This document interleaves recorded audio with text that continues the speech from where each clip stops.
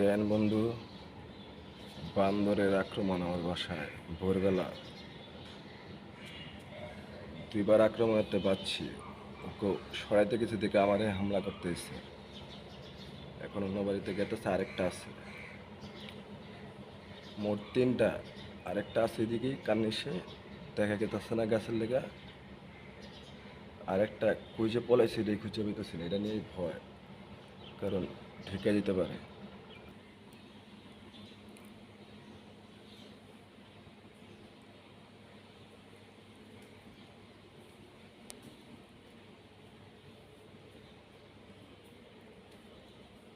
কই গেল?